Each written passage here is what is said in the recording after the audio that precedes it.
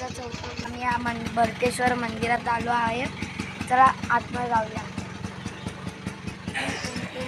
श्री देव जन भरतेश्वर मंदिर. हे बघा इथे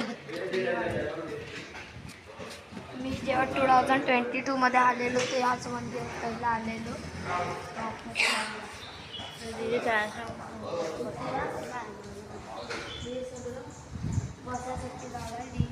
हॅलो गाईस, आता मी ह्या चौथ्या मंदिरात आलो आहे. चला तुम्हाला दाखवूया मंदिर.